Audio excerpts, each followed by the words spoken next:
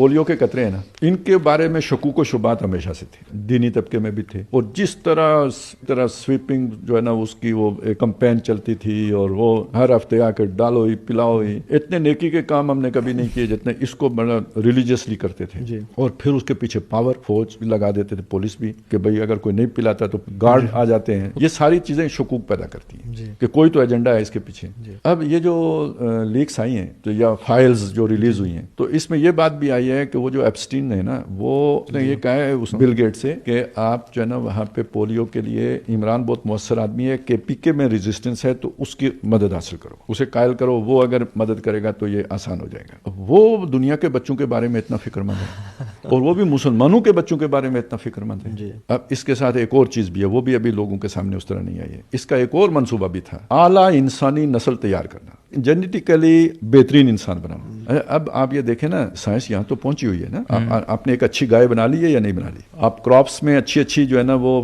بیج لے کے آ گئے یا نہیں؟ یہ سب جینیٹیکل انجینئرنگ کی مدد سے ہوا ہے نا. تو یہ انسانوں میں نہیں ہو سکتا کیا؟ یہ اس کی خواہش تھی. اب ان خبیثوں نے، وہ سائنسدان بھی بڑے بڑے آ کے جمع ہوتے تھے، تو یہ اس پولیو کے اندر انہوں نے کیا گند ڈالا ہے ہمیں کیا پتا.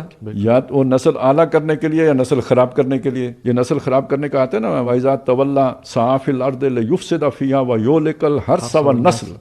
ایسے لوگ بھی اس وقت بھی تھے، تو اب تو سائنٹیفکلی وہ کام ہوگا. اب آپ کی ریاست میری یہ بات سمجھ کے چھوڑ دیں گے؟ نہیں چھوڑیں گے، اور زور سے پلائیں گے. اب اگر مجھے یہ شعور بھی ہے، اور پھر میرے بچے کو میرے سامنے یا میرے پوتے کو پلایا بھی جا رہا ہے، تو اب آپ کو وہ مجھے بنی اسرائیل جو فرعون کے دور میں جن کا بچے ذبح ہو رہے تھے، میری فیلنگ اور ان کی فیلنگ میں کوئی فرق ہوگا کیا؟ تو اب کیا شے مجھے بچا سکتی؟ وہ تو پورا شیطانی ایجنڈا آ رہا ہے میرے گھر. دیکھیں شیطان کو اللہ نے کیا کیا چھوٹ دی. اصل میں مجھے وہیں سے وہ ادھر گیا نا میں، کہ وَاسْتَفْزِزْ مَنِ اسْتَطَعْتَ مِنْهُمْ بِصَوْتِكَ وَأَجْلِبْ عَلَيْهِمْ بِخَيْلِكَ وَرَجِلِكَ وَشَارِكْهُمْ فِي الْأَمْوَالِ والأولاد. یہ اولاد میں پارٹنرشپ شیطان کی کرنے کے طریقے بھی تو ہو سکتے ہیں. دیکھیں نا، اس نے کمیونیکیٹ کرنا ہے. کوئی ریسیپینٹ اندر پہلے سے موجود ہوگا تو وہ کمیونیکیٹ کرے گا نا. کوئی نطفہ حرام ہوگا یا لقمہ حرام ہوگا تو وہ اس کی کمیونیکیشن ہوگی. قرآن میرے ساتھ کمیونیکیٹ کرے گا نا، اگر میرے اندر ریسیپینٹ ہوگا. تو نہیں ہوگا تو الگ سے اوپر رہے گا. تو شیطان کا وسوسے کے لیے بھی تو کوئی اندر ریسیپینٹ ہونا چاہیے نا. اس حد تک شیطان کو اللہ نے چھوٹ دی ہوئی ہے، تو اس کے جو اہلکار ہیں وہ اس میں کہاں تک چلے گئے ہیں. لیکن اگلی آیت کیا ہے؟ ان عبادی لیس لک علیہم بسلطان.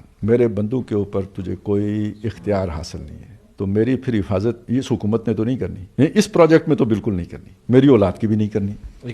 اللہ نے کرنی ہے. اور اس کی شرط کیا ہے؟ نسبت اللہ سے قائم کر لیں جو اس کا حق ادا ہو رہا ہو. تو بس جب آپ بے بس ہوتے ہیں تو اسی وقت تو اللہ کی مدد آتی ہے نا.